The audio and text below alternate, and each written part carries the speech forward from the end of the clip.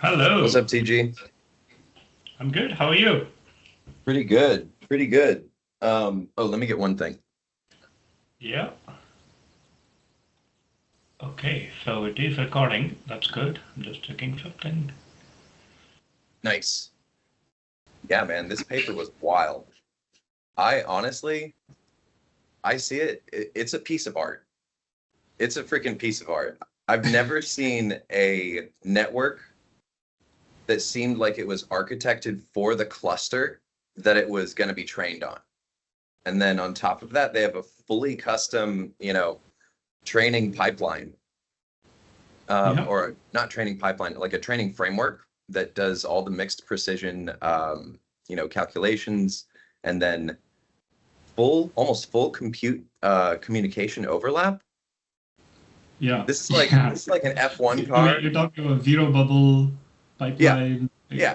This is execution? wild. This is Yeah. like an F1 car that gets 100 miles to the gallon. This is insane.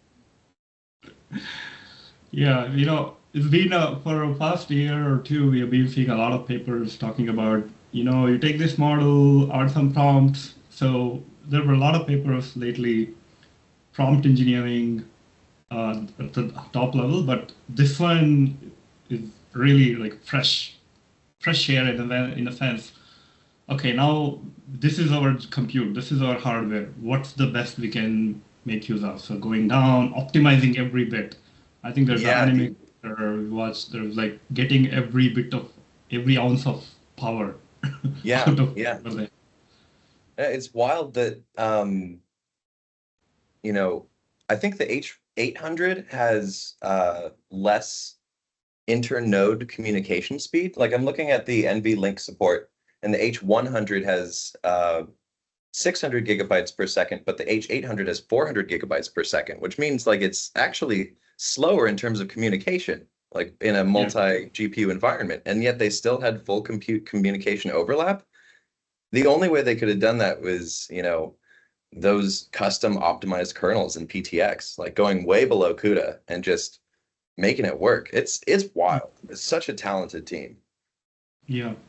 So I think a day or two ago, I tweeted, everybody's talking about models, R1 model, V3 model, but I searched Twitter and then nobody's talking about like the training framework. They didn't open source the training framework, right? I think they call it HAI LLM.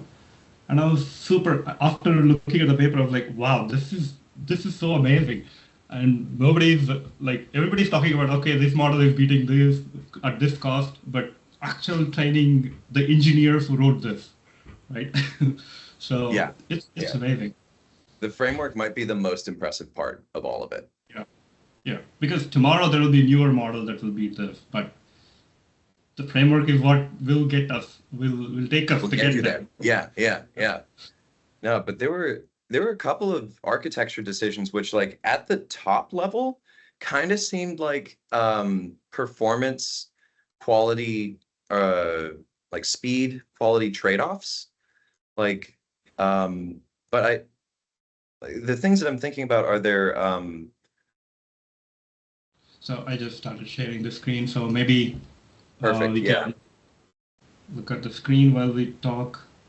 No, their multi-head latent attention just it seems like okay, this will let you decode faster because you're able to cache a bunch of, you're able to, have the key value cache. So I you think they established in DeepSeekV2 in their technical report that it actually gave a slight performance boost over vanilla multi-head attention.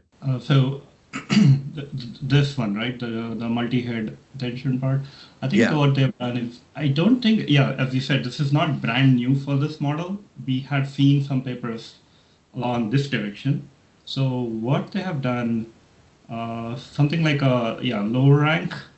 They say it's low rank.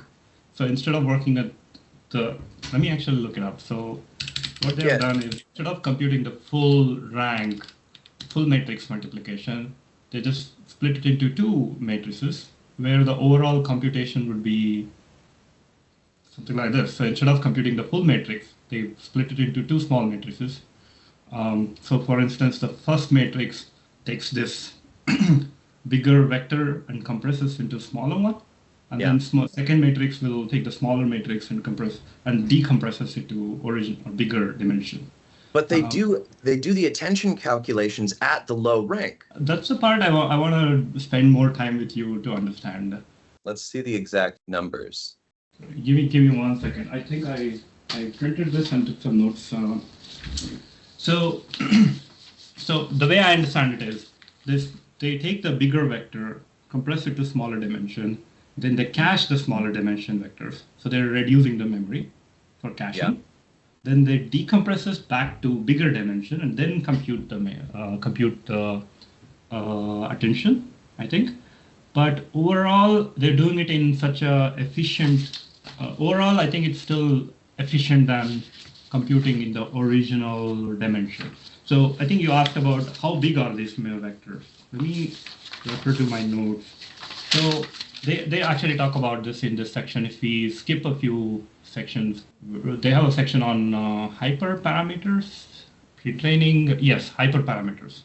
So here, if you look at 4.2, section 4.2, they mention some of these dimensions. Yeah. So the original hidden, so they have 61 layers, okay? That's how deep the network is. I don't know why they picked 61. Usually we go powers of 2. They could have 64, but for some reason they went with 61. Let's roll with it. Hidden dimension is 7164. That's how big each embedding vector is. Then they talk about initialization. Don't worry about that. Then they have NH, number of heads equal to 128. Yep. And then per head dimension is 128. So if you multiply 128, you get, I believe they're multiplying it. So you have 128 heads and each of them is 128. I think it's 2 per 7, 2 per 7, 2 per 14 is about 16,000 dimensions. Yeah. But if you see the compression, KV compression dimension DC is 512. So for the keys and values, they're compressing them to 512 and they're caching 512 dimension vector. So now the first point to understand, instead of caching 700, if the KVs were operating at the original 7,000 dimension, caching them would take a lot of memory. But here we have reduced it to 512 and we're caching only 512, right? That's a great reduction. Then for some reason, query compression is bigger. I mean, it's still smaller than the original. So they're talking about 1,536. But it's bigger than the keys and key values. This is, I think, this is for the rope embeddings or position embeddings, 64. Yeah, so now with these numbers, if you were to look back into their equations, let's go back to architecture and look at multi-head latent. Now, if we look at this, so they're saying let's D denote the embedding dimensions, which is 7,000 dimensions. Now NH denote the number of heads, in this case 128 heads, and DH denotes the DH is 128. Then HT is basically hidden dimensions for all 7,000 dimensions. And here is the first step, WDKV. So here it takes HT, 7,000 dimension, and compresses it to CT. And then they talk about CT is DC, which is, I think we just saw 512. Right. So the CTs are 512 dimensions, right? Right. And then they have WUK. I think the D and U are basically the short forms for down and up. So now they take CT, which is 512 dimension, and then they put it back to, they upscale it. So now if we look at the DUK, which is DC 512 to DH time NH, which we saw DH is the 128 dimensions per head, right? And there are 128 heads. So we're talking about 16,000 dimensions, I think.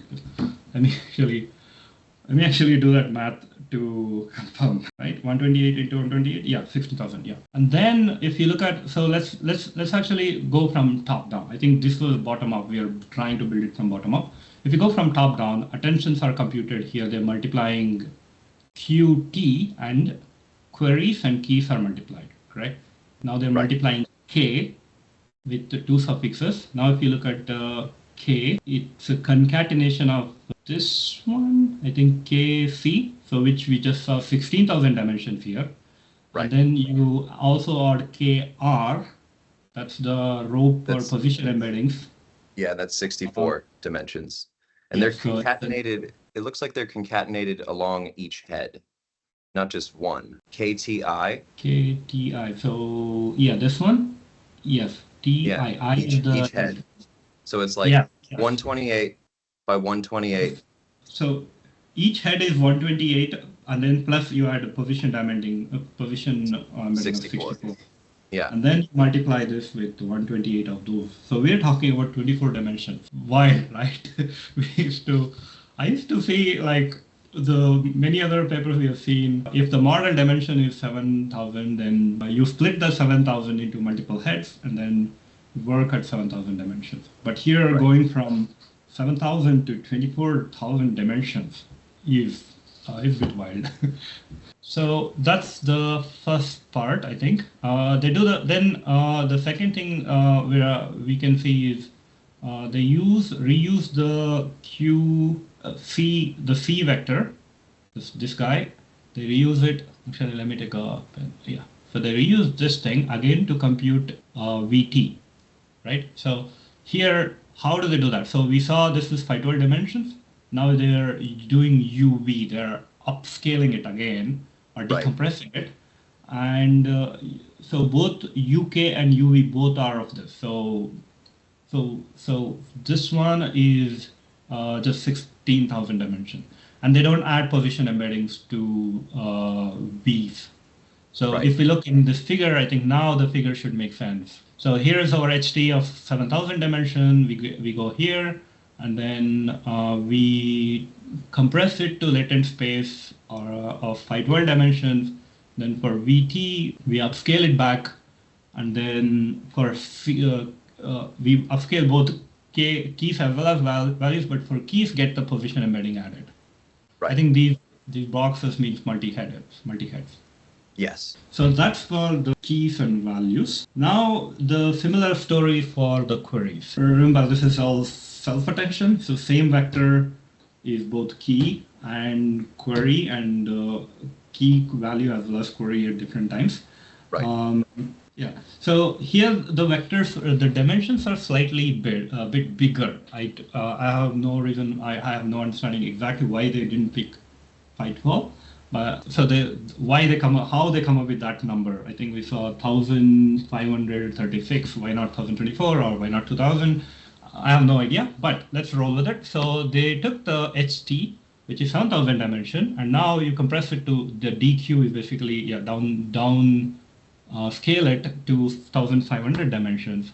Then UQ is upscaling it again back to. So in this case, do they talk about UQ? So here, yes, UQ is NHDH dimension. So it has to match the queries because they get multiplied. It has to match with the query vectors or dimension. So they basically did the same thing as queries, except queries were the latent space here for queries. The queries, they did the same thing as keys. I'm getting confused.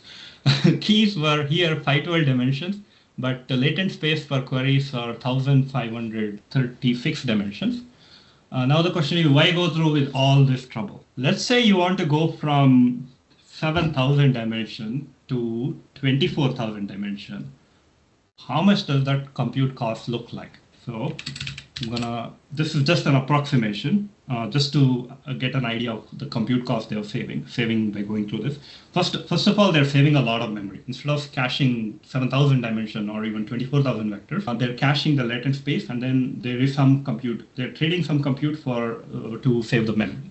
And memory is super important in this case because, distributed training, a lot of node communication.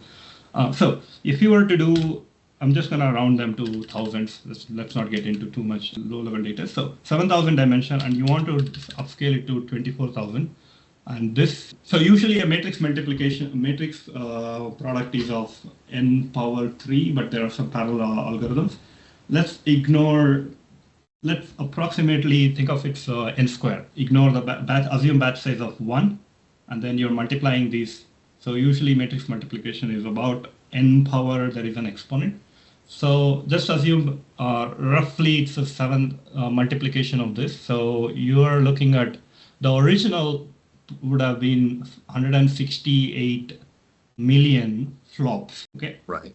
approximation in the O of that value. Not exactly that, but it's just an approximation. I see. But if you were to bring it down to what was that dimension again? Then again, if you were to upscale it back from 512 into 24,000. Yeah. Now, if you look at it, it's 15 million. So it sounds like we are actually doing a lot of computation, but it's actually 10x cheaper. It's not cheaper. Lots It's cheaper, 10x and cheaper. we're saving memory.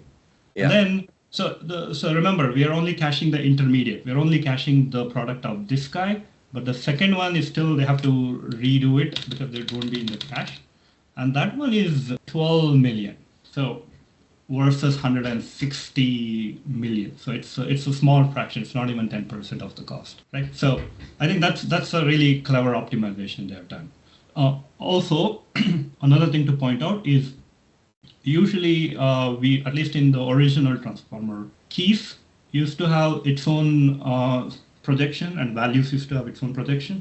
Now if you see keys and values are sharing. So we're only caching this one vector which is reused for both keys and values. They're already again cutting the memory consumption by half of already optimized value.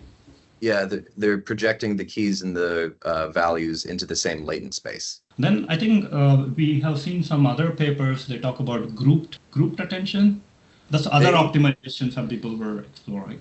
They compare grouped query attention and multi-query attention with their multi-head latent attention in the DeepSeekV3 paper. I'll send you that link right now. There you go. Okay. I spent much of my time reading V3 and then didn't get into the details for V2. So yeah, same basic architecture up there. Yeah. But page 6, they compare the different types of attention. Page 7, yeah. my bad. Yeah, okay. Yeah, these are the other options we have seen in other papers. So in terms of, basically what we care about is, this one is, it's computationally expensive, but it's, it's the, as best as, in terms of quality, this is as best as things can get. Yeah. Right? And here we are talking about doing this efficiently without losing the performance. I didn't read this paper, but assuming they might have done some comparison showing, you could do this and you don't lose any power. What I understand is that the other grouped query attention and multi-query attention essentially don't allow the attention heads to specialize that much. Okay. But when they project up from the compressed latent KV, they then allow each attention head to essentially specialize in what they care about most, rather than in grouped query attention, like the KV attention heads are almost like coupled in pairs, and then the multi-query attention, it's there's like almost one attention head for the Ks and values, the keys and values. So it shows that if you allow the attention heads to specialize, it doesn't matter if you project it to a low rank vector beforehand. In vanilla attention, we break apart the hidden vector that's coming in into little heads. And so each little head is kind of low rank already.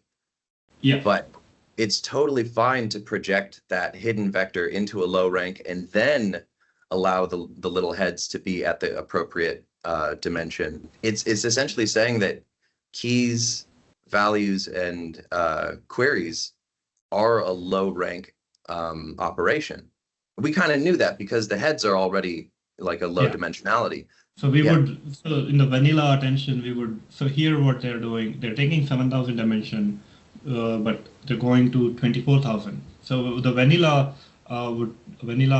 multi-head attention would take 7,000 and you split it into sub embeddings, kind of like if you were to do say 8 heads, then you would split the 7,000 dimension into smaller low ranks. So each one is taking 1/8 of 7,000. So they were already compressing, and they were compressing it and then bringing back to the same size as 7,000 dimension. Here they're taking 7,000, but they're upscaling it to 24,000 dimension, as we saw in some of the calculations before, right? They project it they're projecting it to 16,000 dimensions just for the embeddings, and then they concatenate position embeddings. So overall, it makes 24,000. I really like the position embeddings, actually. Remember back in the day, position encoding was just like a hard-coded sinusoidal Yeah. like dumb vector that you just add to the embedding at the very beginning, and you're like, oh, the model's gonna figure it out.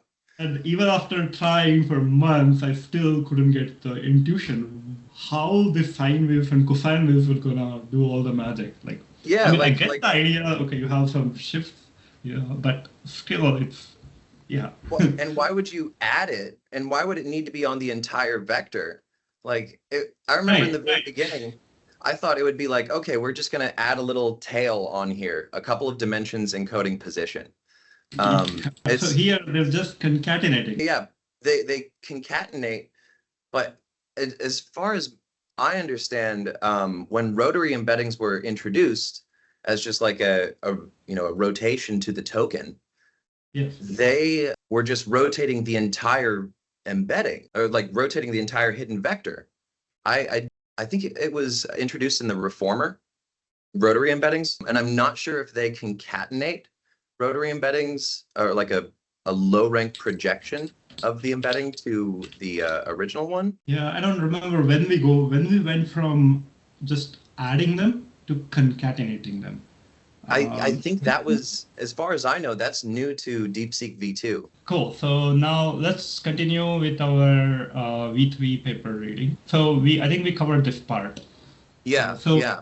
In the architecture, but there's actually one nugget here. So this attention, these choices for their multi-head latent attention seem like they're good for saving computation. They allow you to cache the keys and values, so it's great for runtime.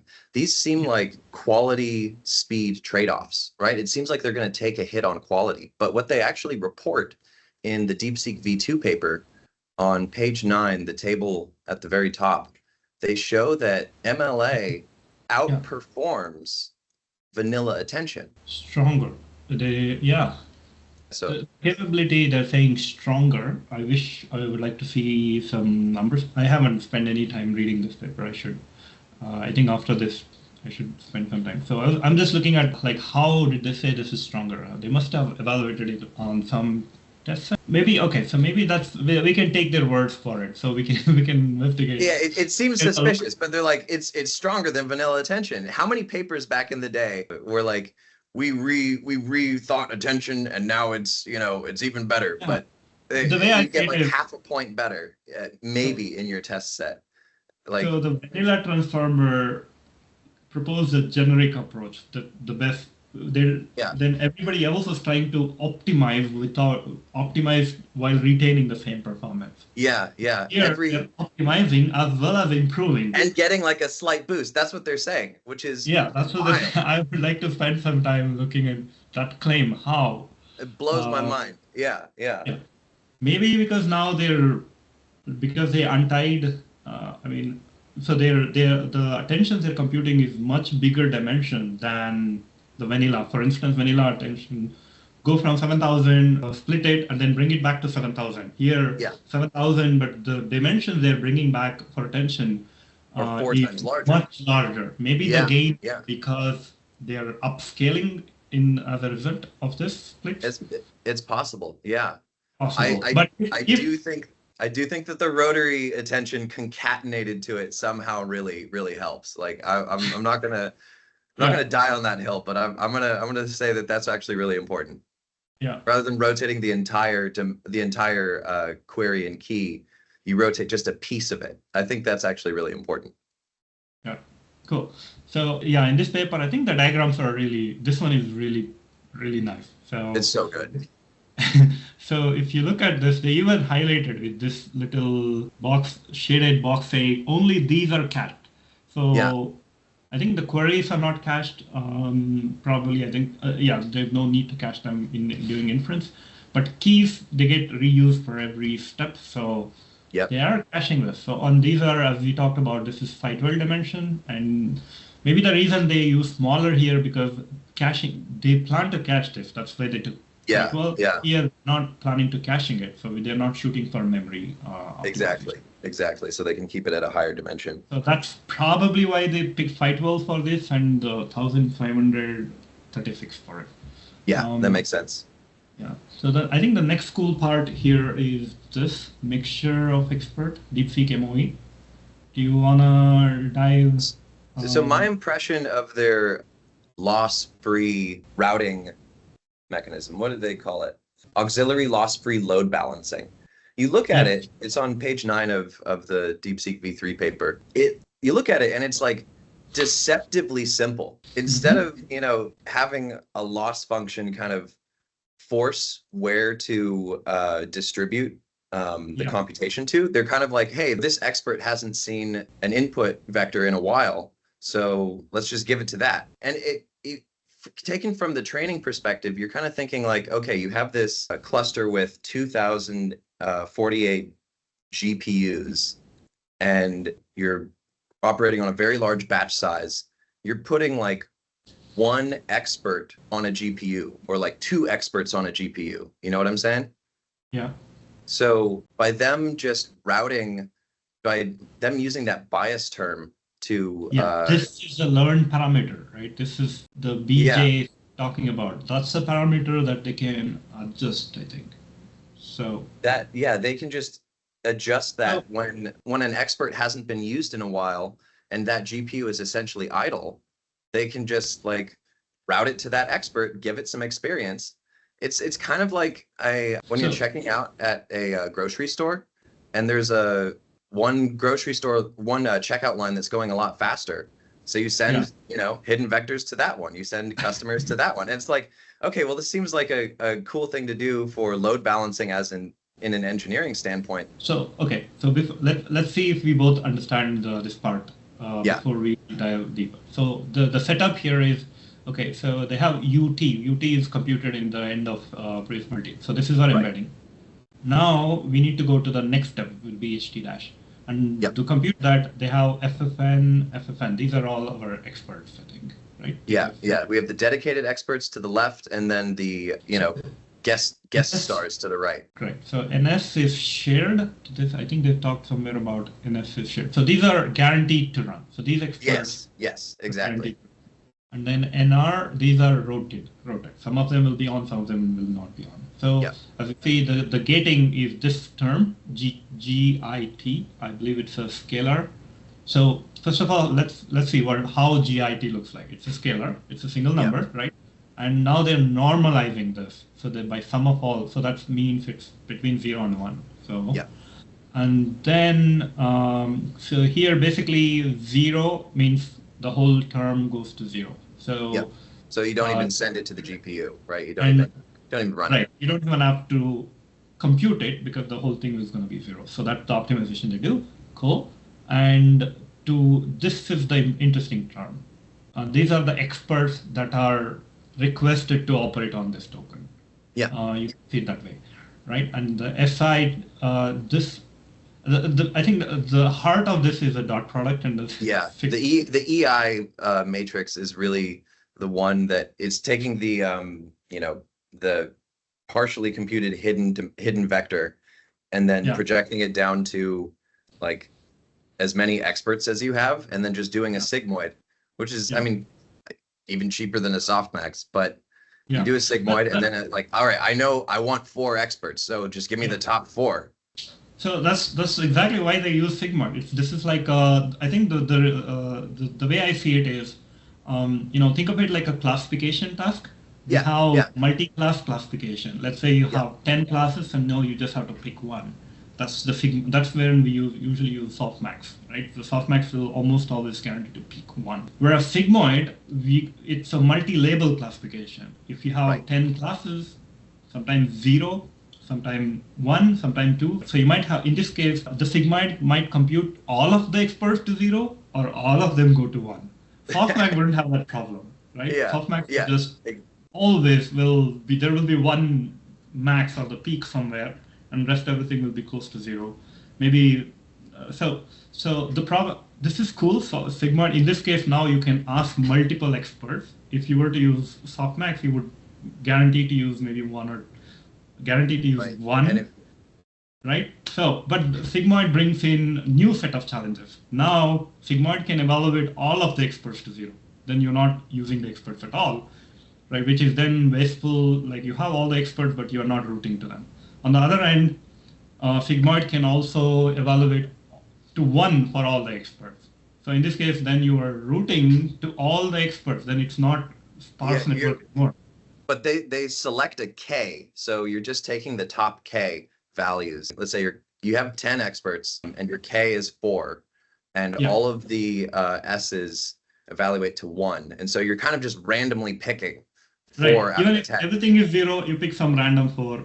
Yeah. Everything is 1, then you pick 1. It's. And so, I mean, you could still optimize, but it's not the best. It's not the it's like it's kind of dumb. It's like it's super simple. And it's great, but then it seems like, just using that bias term to route to experts that haven't been used, that seems like just an engineering thing that would, improve node utilization, right? It's not that fancy, but what it does end up doing is making sure that experts are used relatively evenly.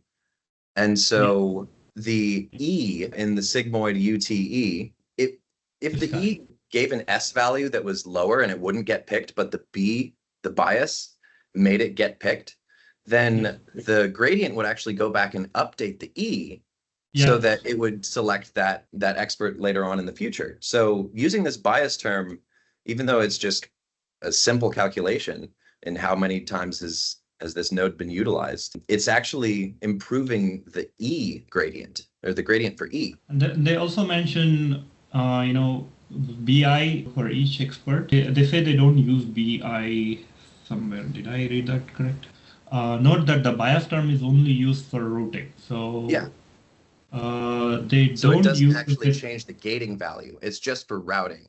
It doesn't actually change the GTI. Yeah, it doesn't change how much that expert actually contributes to the vector. It's just for like load balancing and maybe getting an expert that otherwise wouldn't have been chosen now gets utilized.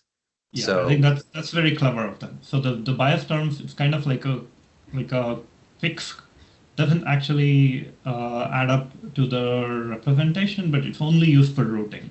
And then this last one, a complementary sequence-wise auxiliary loss. The sequence-wise balance loss encourages the expert load on each sequence to be balanced. So it's not just within the batch. It's like making sure that the utilization of the experts is kind of even within an actual sequence. Okay, so next section. Do you want to start? This one's. I think this one's really cool. So I've seen speculative decoding used after a model is trained, just to create these little MTP, these little tiny modules that will guess the next token or guess the next like n tokens. I've seen that used after the main model is trained. Speculative decoding improves inference speed at runtime, because when you're using subword tokens, and it's very clear what the next, like you're starting off a large word and it's very clear that you're going to use that word, but that word takes 2 more tokens. Rather than recomputing through the whole model again, speculative decoding allows you to have like this little auxiliary sidecar. Words. They're using bytes, I think. Sometimes they're using bytes as well. So as you said, like sure, words, like since the pieces, we already know if you're looking at one of the piece in a word, you need very little info to guess to finish the word. Next piece in that word. So because the next piece is a low entropy given its prefix. Exactly. I've always seen speculative decoding used as a way of speeding up the model after the main model is trained. So for these guys to use speculative decoding as a way to improve the gradient throughout the main model, essentially it's like the next token predicted by the main model is also trying to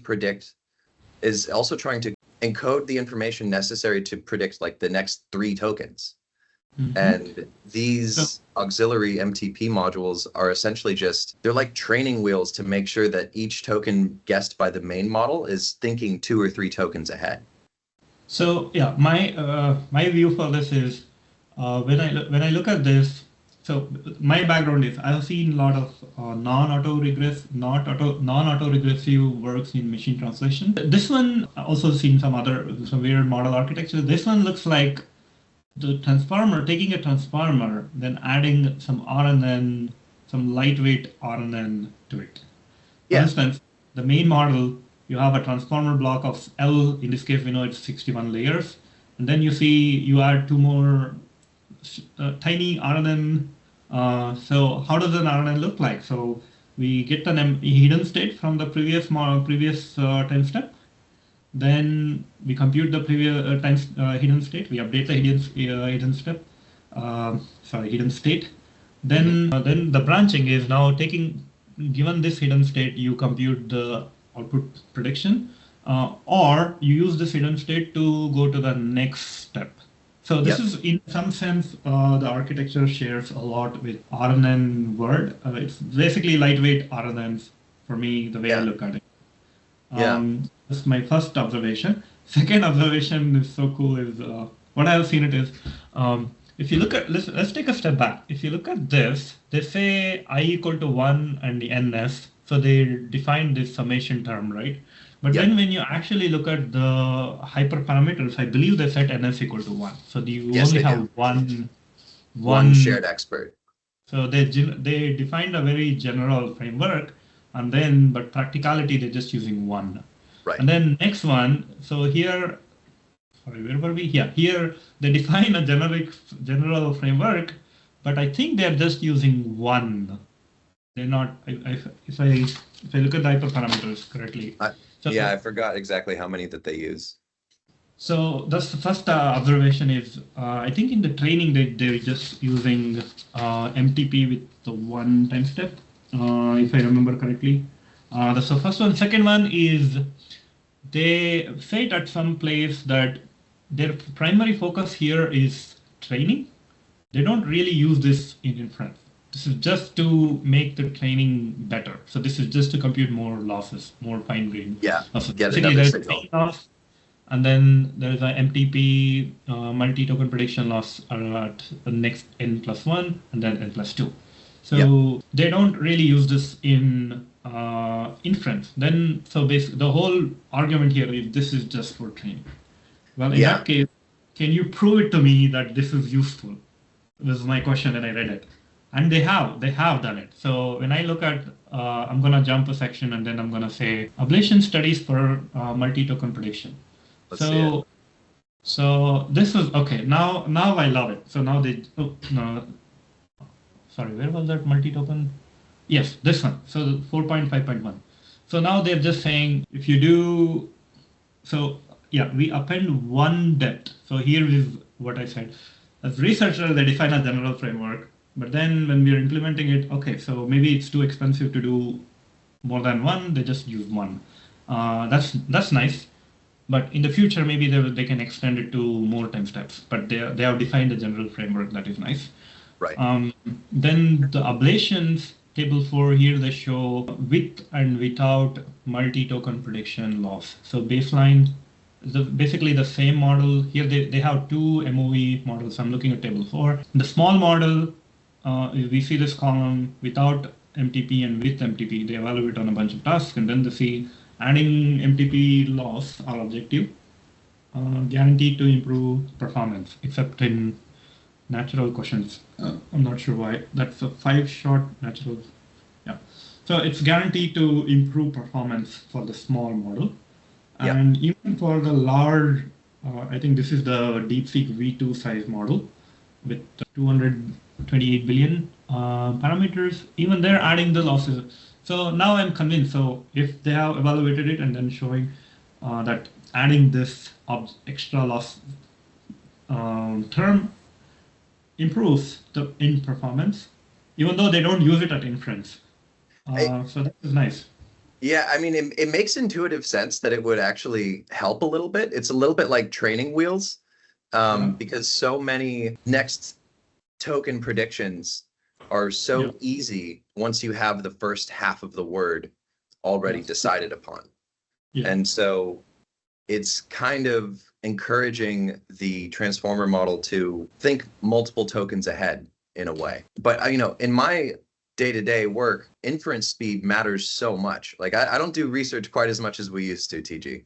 I do a lot more of optimizing models for serving, and then like yeah, taking multiple predictions from multiple models and then doing my own dumb little algorithm to decide what's the consensus, what am I going to use, and then for things that still I can't solve with that, then I start training or fine tuning a model on our own data. So inference speed actually matters a lot.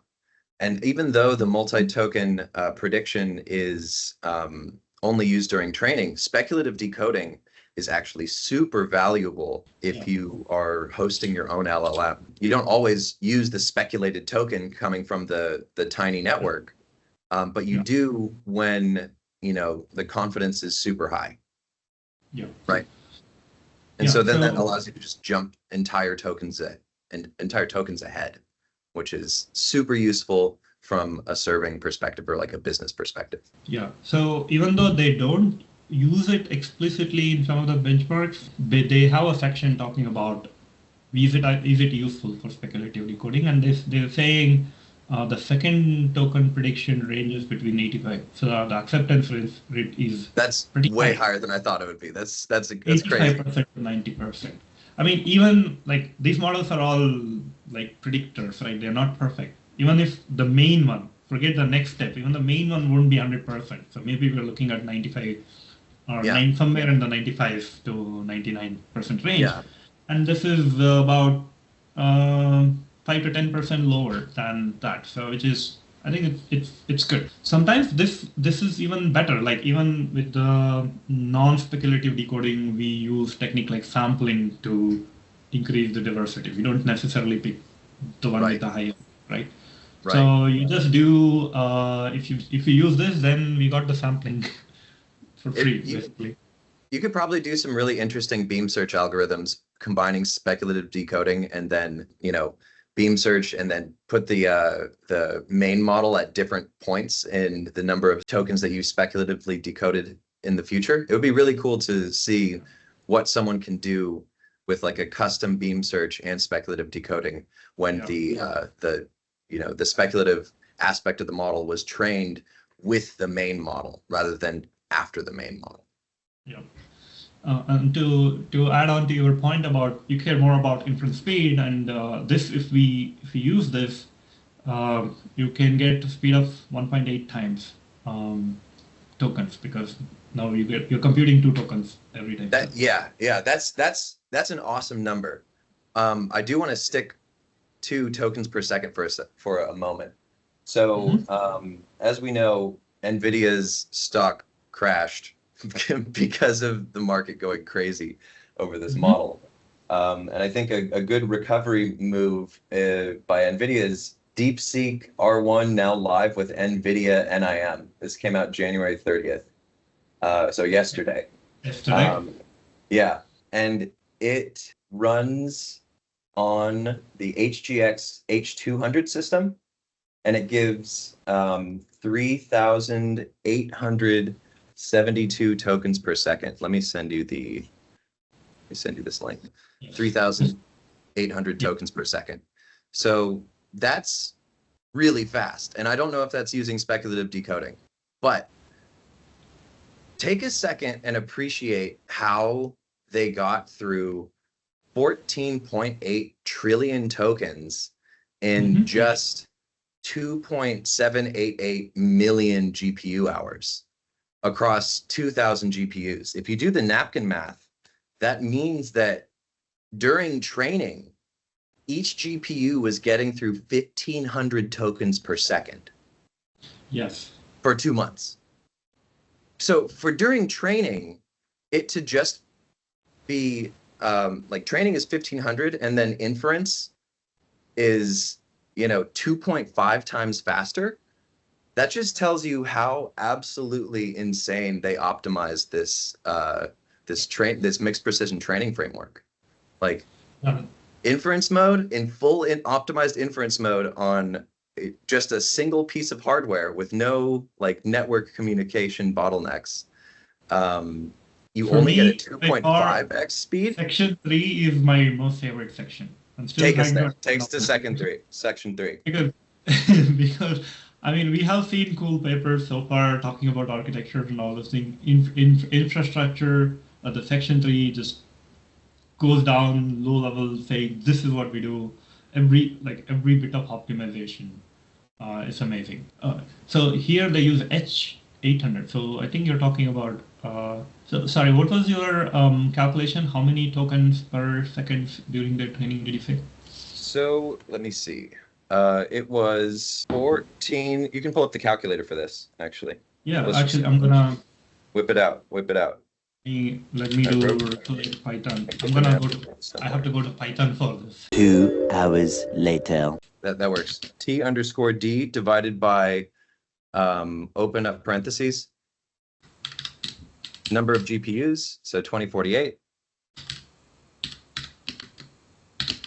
times number of hours per day, 24, times the number of minutes per day, or minutes per hour, and then times the number of seconds per minute. Oh, even seconds. Okay, we'll go down to seconds. Yeah, let's get to seconds. And then let's see the rate.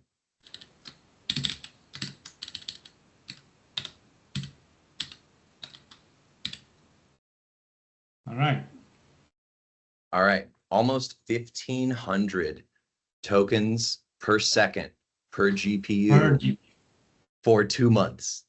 For 2 months, right? Yeah. And they also have to compute the gradients and all that. So and the internode communication, and so for them to get it to that speed, this framework that they built it's art. It's that Formula One car I'm telling you about with 100 miles to the gallon. And then so you do that. Now we're doing it just in inference mode. It's on pretty much like a single piece of hardware, and you only increase the speed by 2.5. So no gradients, no network communication. That's wild. And when you think, what was one of the reasons why Attention Is All You Need was such a breakthrough paper? It was such a huge step up above RNNs because you could compute the whole forward pass for the entire, or you could compute the entire sequence with one forward pass, whereas you had to train an LSTM or an RNN auto-regressively. Yeah. So RNNs were not parallelizable as transformers, right? I recently made some presentation to some, So basically, if you have a sequence of, I think here they talk about 4,000 tokens sequence, and then you have to unroll in a loop 4,000 one by one. Here you compute all 4,000 in parallel. So if we have a fast GPU that's massively parallelizable, all 4,000 in one shot. And so really one of the big reasons why the transformer architecture made such a splash is because it was more computationally efficient. It was really an engineering feat that unlocked all of these things. So when we say like their training pipeline or their training framework is an incredible engineering feat, like it's almost on the order of what Attention did to allow us to parallelize all of these training along an entire sequence in one forward pass. So these engineering breakthroughs that they did are really impressive. And let's at a high level dive into some optimizations they've done. I think we are exactly talking about section 3. They talk about training framework. I think they mentioned they have some framework called HAI LLM. I looked for it. I couldn't find any clue about it except some Chinese document somewhere. I'm not sure. I don't know. Don't you do machine translation? Let's translate. Let's translate the website. Sure. Don't I do translation? Of course. Let's translate. Oh yeah, let's see it. An efficient and lightweight large-scale model training tool. So they were doing this back in June 2023. Yeah. So where is the GitHub that I can? So they talk about efficiency, 3D parallelism, data parallelism, running water in parallel. Oh, that's a pipeline. Yeah. Translation is not solved, not yet solved. So yeah, running. So they talk about this pipe dream. I think this is the old one. The newer one is dual pipe. They talk about. They talk about tensor parallelism, sequence parallelism. This is all great. So I was just trying to find a paper or a GitHub repo. I couldn't find, but what I could find is, let me see if I have that paper somewhere.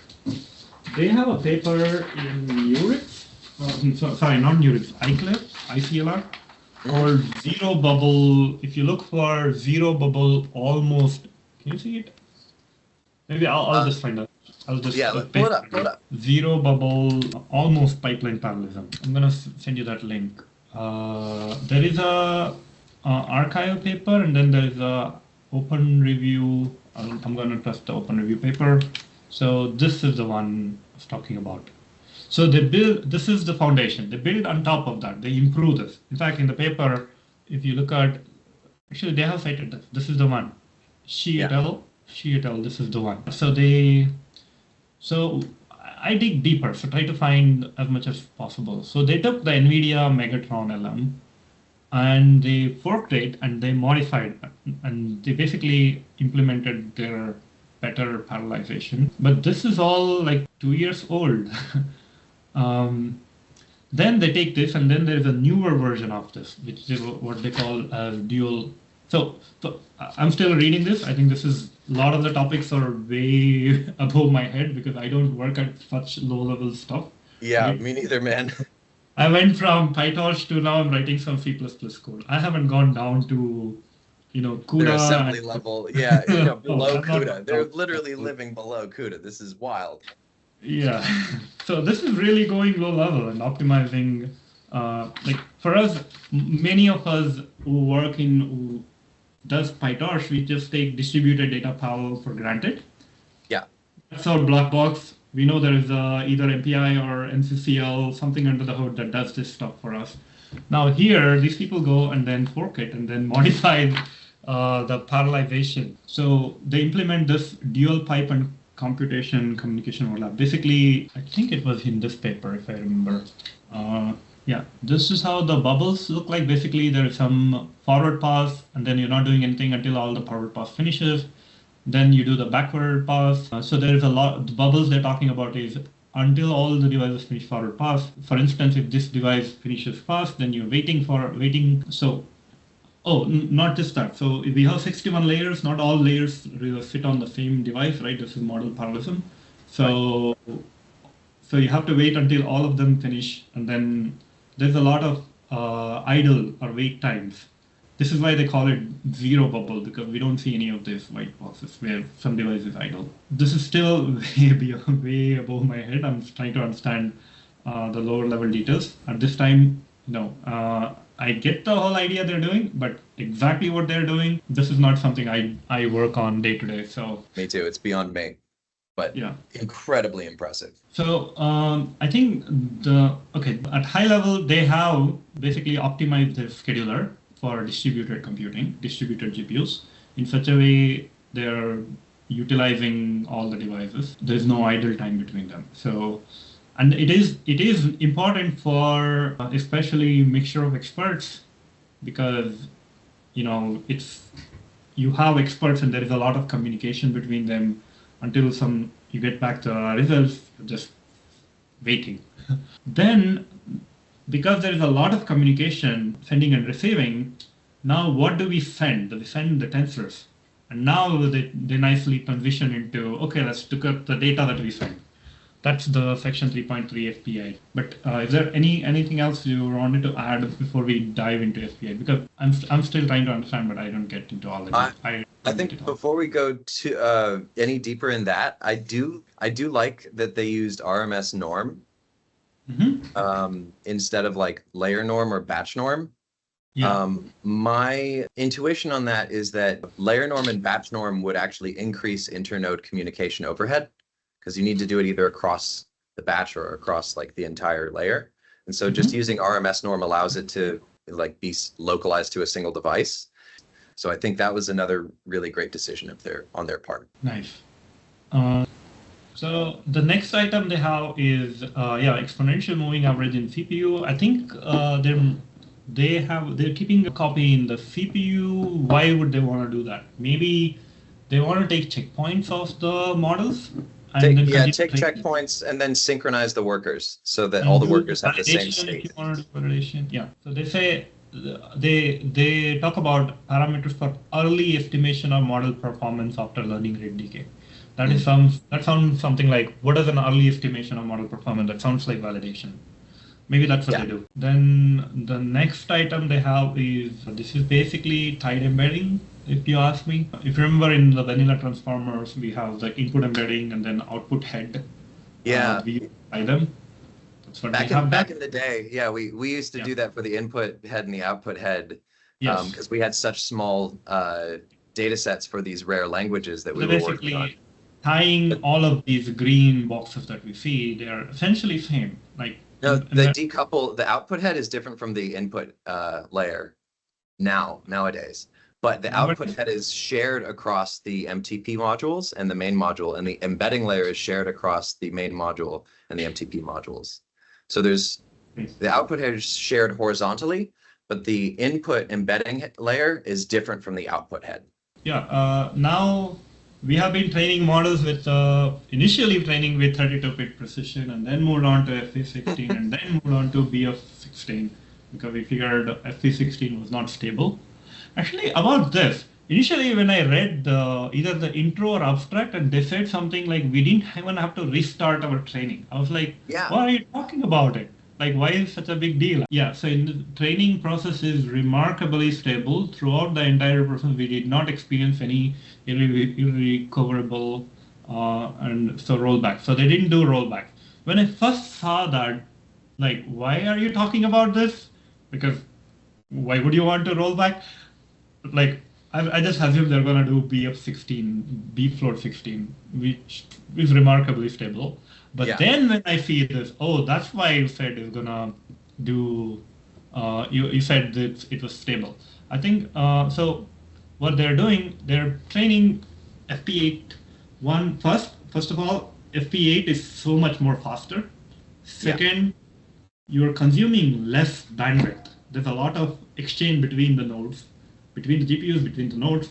Now it's so you can they're reducing the bandwidth, the stress on the bandwidth, and everything is faster. So, and they were able to pull it off without any rollbacks and recoverable spikes in the loss. That's amazing. This diagram right here of their mixed precision, showing like how they get to different precision levels is a little bit beyond me, but I can appreciate how. Can you tell me about it? Like, I don't quite understand it yet. Can you tell me more about it?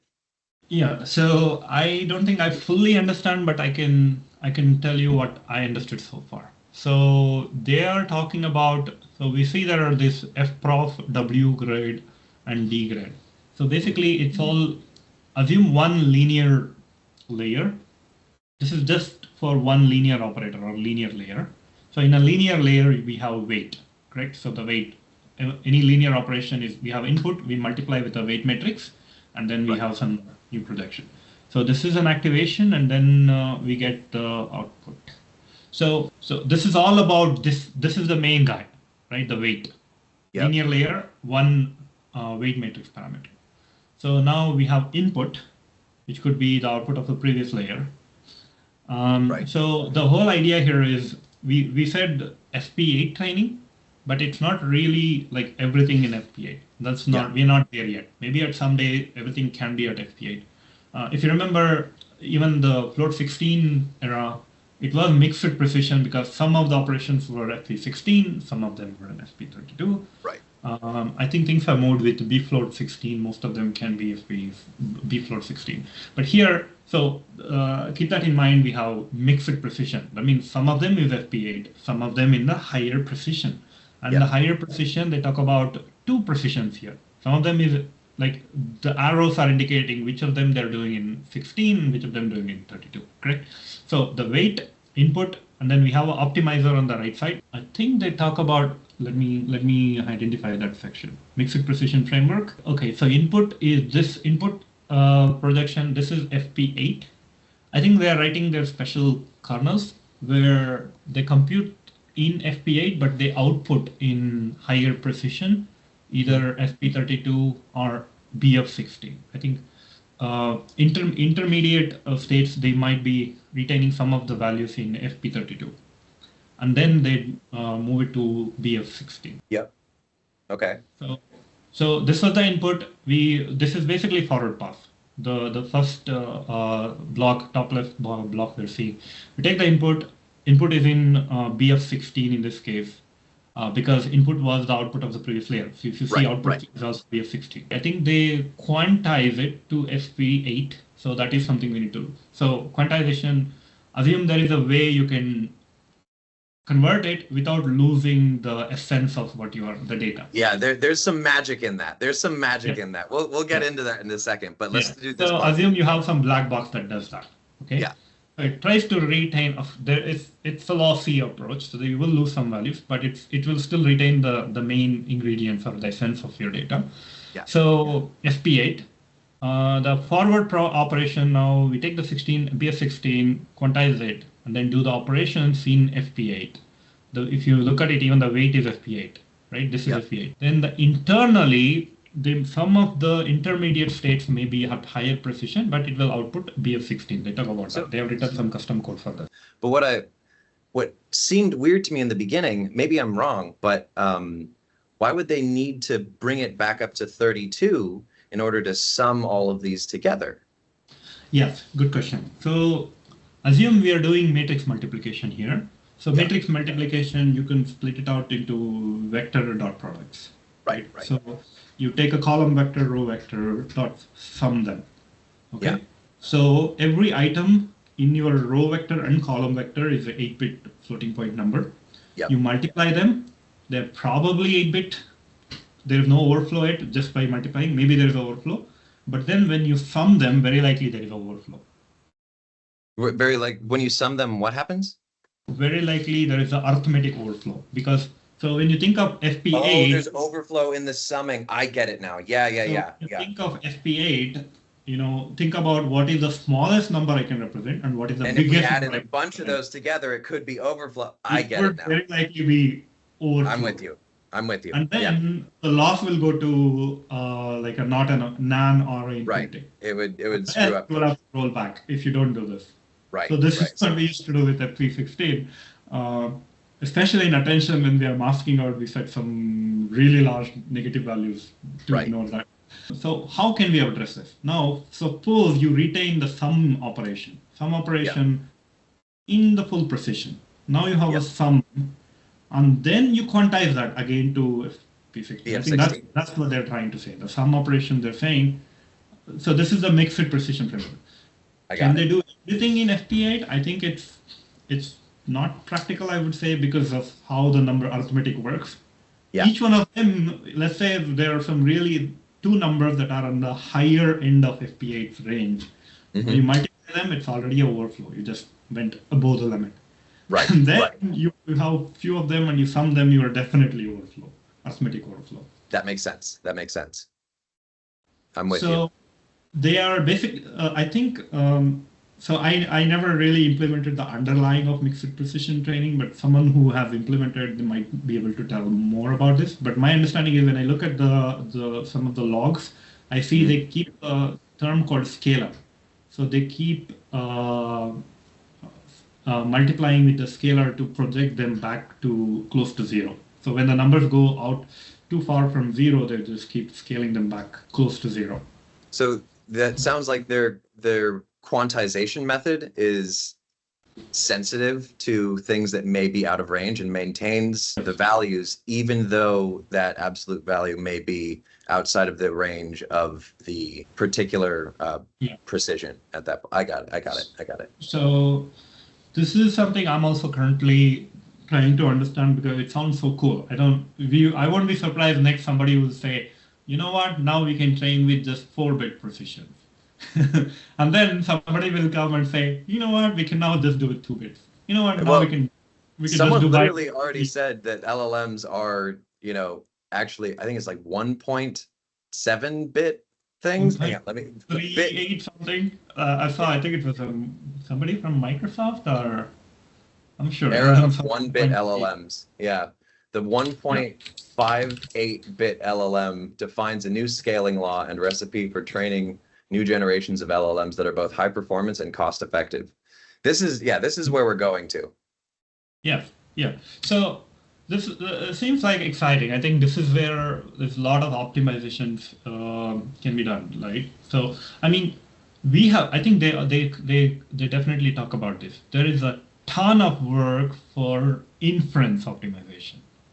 Okay, so they talk about this quantization for inference. Although significant progress has been made in inference quantization. So there is a ton of work for inference, relatively few for training optimization. I think this is a Fishman et al. This is a paper I still want to read, but this seems very clever. Maybe someday it will all, basically, this is how the whole thing starts. So someone will implement this, and then a few months later, somebody will send a pull request to PyTorch, and then you say, with torch.auto cost equal to FP8, and then now you don't have to. Or even better than that, just like torch NN, or NN dot, mixed precision attention. Something like that, yeah. So then we become ignorant to all this stuff or great work they've done. And that's what happened with me at the FP16. When FP16 came out, I was learning something else and really didn't understand FP16. Now FP8 has come, and then maybe this time I will try to understand how it is done. Yeah, so in some sense, that's nice things that come easy, like torch.autocost, and now we don't spend time understanding the low-level details, but these guys had to do it themselves, and they did it. Yeah, incredible work. Yes. It's art. It's. I mean, if you think of Formula One car as art, this is art. Yeah, I mean, it's a far cry from. I know there was a lot of pressure internally when just before the market crashed from my startup at the top. Like the CEO and the founder were freaking out. Like, can anyone with $6 million overtake the state of the art? Because that was their impression at the time. And so that's why I did a deep dive on this paper initially.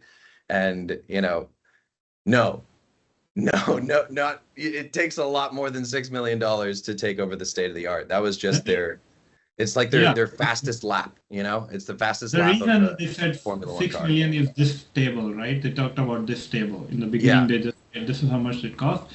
They're only talking about they didn't GPU hours, assuming $2 per hour. That's it. None of the costs of research, none of the costs of like the incredible staff of engineers making it. What about the salary for them? What about the storage cost? How much time did you spend downloading data and the network cost? Storage cost, like 5 different copies of the data. How many other experiments did you run before this? Like this is your lab. This is your speed run lab.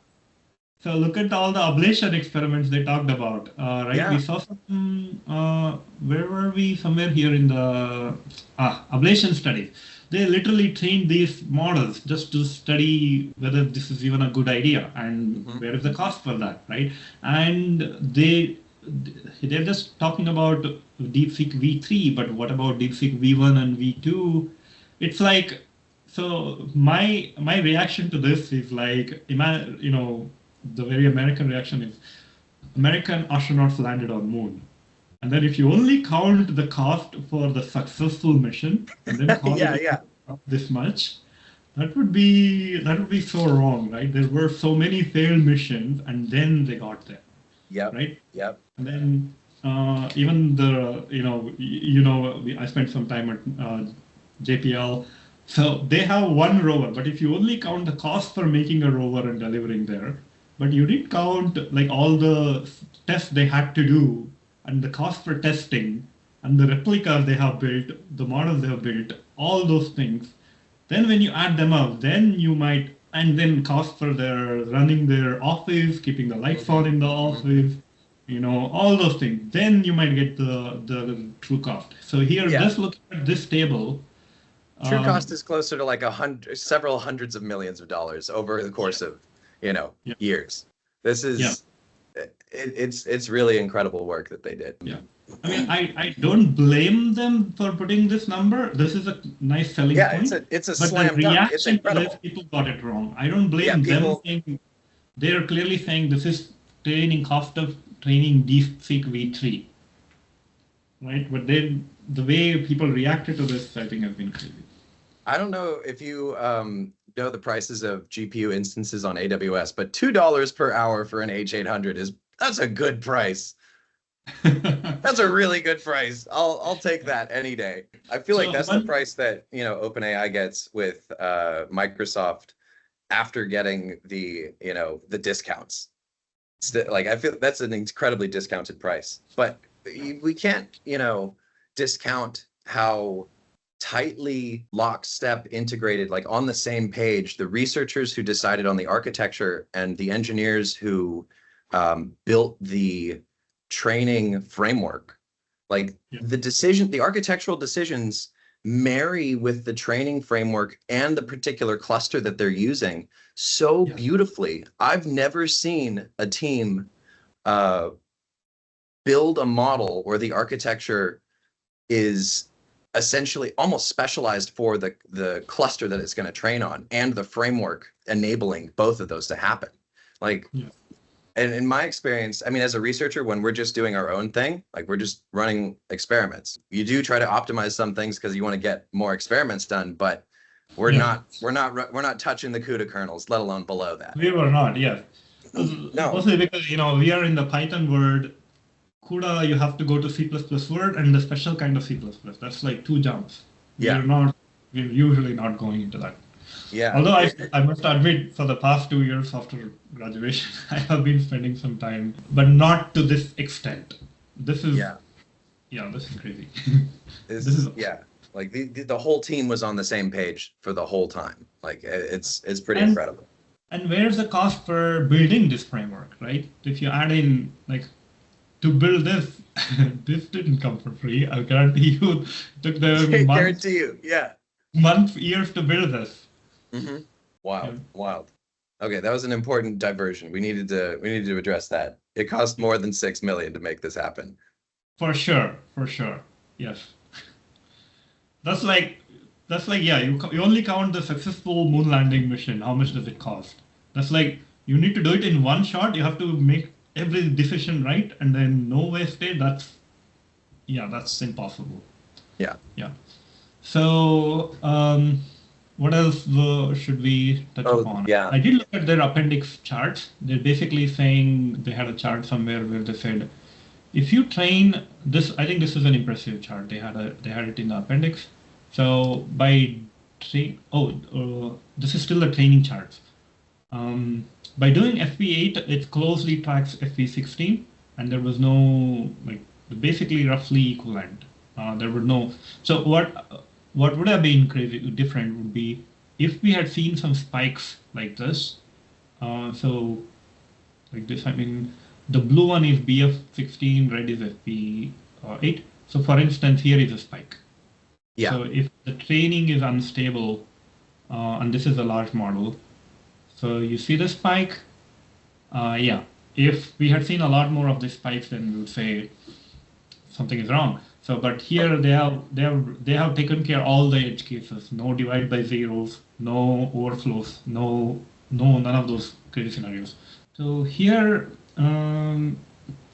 they have trained. This basically means here is one more setup. So we were just talking about cost. They didn't count cost for that. So here, what is the cost? This looks like they have trained 4 extra models. So model 1, 16 billion model with FP8, another model 16 billion with a BF16. So that's 2 different precision levels, and then they track the loss, and then they compared it, and they look very stable. Another one, I think this will be relatively more expensive to train, is 230 billion model, once with FP8, other time with BF16, and then they kept track of the loss function to see how it looks. So, I mean, the loss is usually not this smooth. So the reality is loss would look like this. This is per batch. You see some small spikes. They do some smoothing. This is a common practice. So here they have done exponential moving average. to make it look like smooth. But if you zoom in, it looks like this. But overall, Yep. if the moving average is as smooth as this, I think it's a stable training. Am I tripping? Why is there a second elbow on the graph to the left at like 11 or 1,000, around 1,000 billion tokens? Why did that loss drop there? Did the model just have a breakthrough? Did it have an epiphany? I think what might have happened is, okay, so remember if we look in the hyperparameters, they talk about warm-up, they change the learning rate, right? So something crazy might have happened with the learning rate there. I think that's my guess. Either they talk about two hyperparameters. One, how do we adjust the learning rate? So they say they start from 0 and then they gradually increase the learning rate and then they drop it. Oh, no, they hold it steady for a while. So maybe around 1,000 or so, either the learning rate became high enough that a lot of parameters changed and then the loss suddenly went down. It just feels late. It feels late in the training for such a steep drop. Or is it because it's such a small model, it just started to over? I don't know. I don't think you can. Yeah. So then the second thing is they also gradually increase the batch size. Oh, okay. Although if they are computing averages, that shouldn't have this effect. And the third thing is there is this FP, both are in a lower precision. So they might have had the scalar. Yeah, I'm not sure even that makes sense. No, and then the graph to the right is cut off before step 1,000. Yeah, so there may be another elbow over there, but I don't know. That just seems. Why is that there? That is suspicious. Yeah. So yeah, I'm not really sure. Maybe it was like a two-part training thing. It feels like the distribution changed for some reason. Yeah, I'm not sure. Okay, that's a nice observation. They talk about blockwise and tile-wise quantization, which is something I'm still exploring. Basically, there are two approaches. One, you take a vector, and the one you take a grid. Yeah, this I have not finished studying that paper. I think they cited a. Yeah, this is something I still need to explore. Well, we're coming up to the 2-hour point. Yeah, you should be. Are there any other nuggets that you want to get into? I think we learned a whole lot from the model architecture. What would you want to do now that you see these breakthroughs with the model architecture? What would you want to try? Yeah, I think for me, from the model architecture, the attention mechanism seems pretty useful, pretty generic, that I could just plug into any transformer that I'm training. Yeah. So that is something I can, and it seems straightforward to implement it.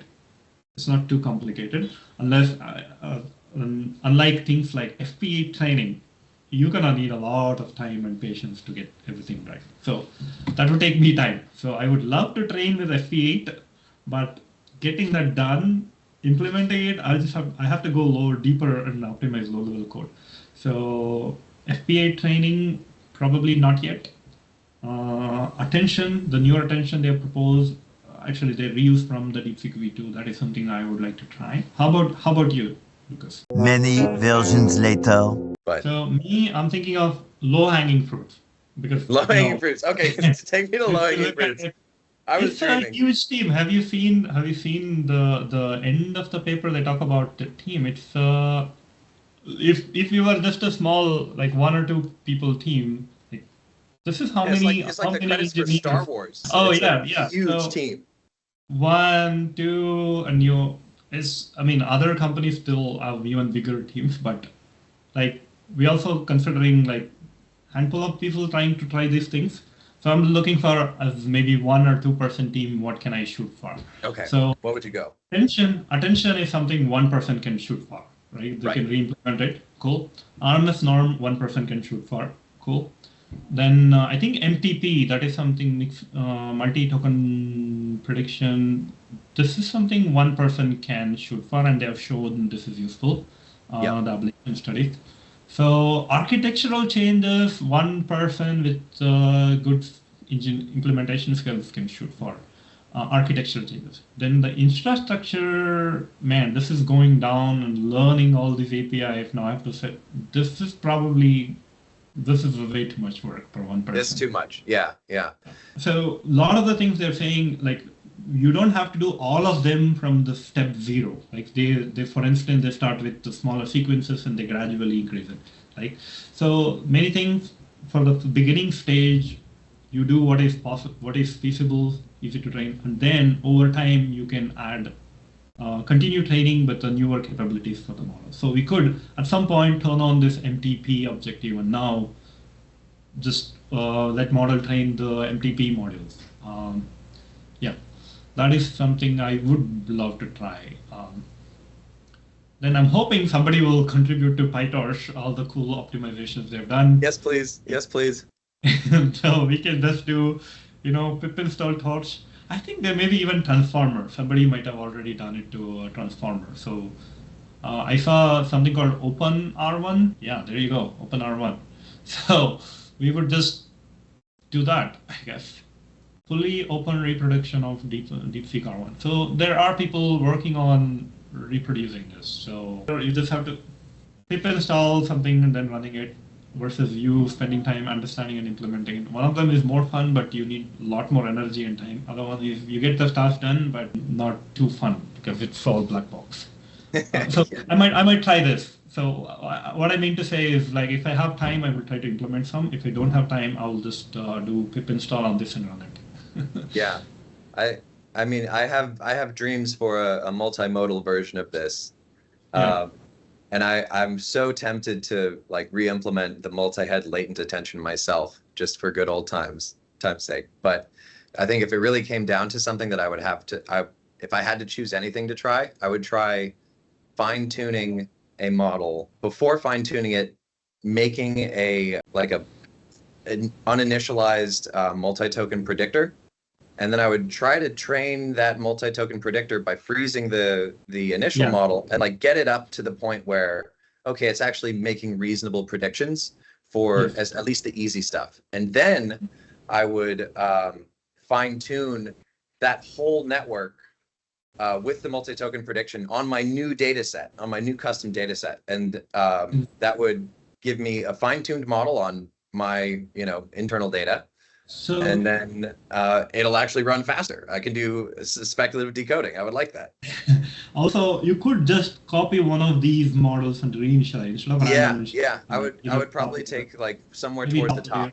I would initialize the transformer block with that somewhere towards the top. Cool. Okay, Lucas. So let's do this frequently. I think now we are at the 2-hour mark.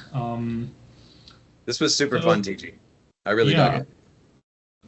It forces me to spend more time and learn thoroughly. So now I can discuss with you. So this is useful for me. Let's do it frequently. So maybe next time we'll pick some other paper, or maybe pick R1. Or I'm pretty sure there will be another cool paper. There's going to be another cool paper. There's no lack of cool papers. There's already like who was that? Alan AI. There's some new model. They're saying it's better. Then the benchmarks are better than this came yesterday, and they're claiming this is better than DeepSeek. So that is something. So it's been only like few days, and then it's already this. This is just how things work in this industry. Yeah. So here they compared with DeepSeekV3, and then they're saying some of these models are actually better. Some of these benchmarks, they are better or competitive. Yeah. Okay. Sounds good. We had fun talking about like the good old days. Yeah, we used to do it on a whiteboard, and now we are doing it via Teams. Yeah, I dig it. Thanks for setting this up, TG. This has been super fun. I'm looking forward to the next one. My pleasure, Lucas. Looking forward to the next one.